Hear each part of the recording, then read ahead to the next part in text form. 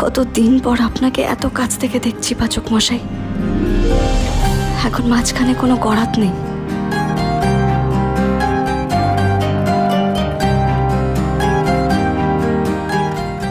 উফ, এর বায়না মিটিয়ে ওকে ছাড়িয়ে নিয়ে যেতে হবেই। I have to keep my promise. নববর্ষের দিন আমি গুহবাড়িতে ফিরিয়ে নিয়ে যাবই কবুর দেবীকে।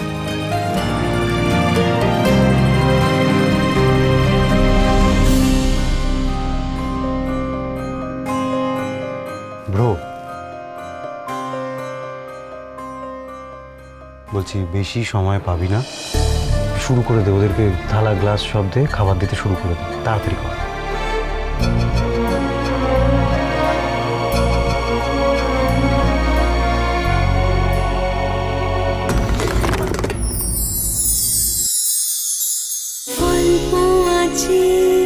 বন্ধুতা হোক একটু দেখো চেখে, নোনতা মিঠে চোখের চাওয়া গল্প কথায় ছেকে, গাছের পাতা ছায়া পাঠাক সুগন্ধ দিক ফুলে, কেউ জানে না কে যেন হয় বাতাসে মন ছুলে।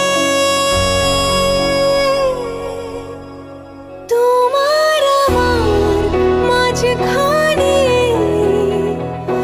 অবাক নীরবতা, দুজন মিলে বলতে হবে ভালোবাসার কথা, কথা, কথা, কথা। ভালোবাসার কথা। দেখলি তো, অগ্নিদা তোকে যতই বকাবকি করুক তোর কথা ফেলতে কিন্তু পারে না। পাচক মশাই, আপনি আমার জন্য এত কিছু করছেন, আর আমি আপনার পরিবারের মহামূল্যবান একটা বস্তু চুরির অপরাধে লকআপে। কে জানে কাল কোর্টে কি হবে।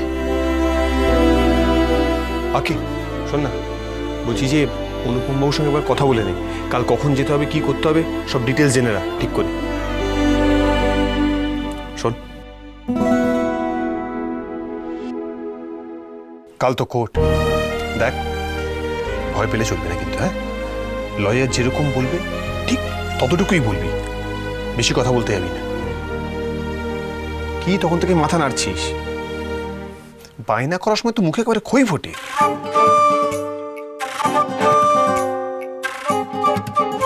সবাইকে খাওয়ালি, নিজেই খেলি না, একেই বলে গোবর ঘি।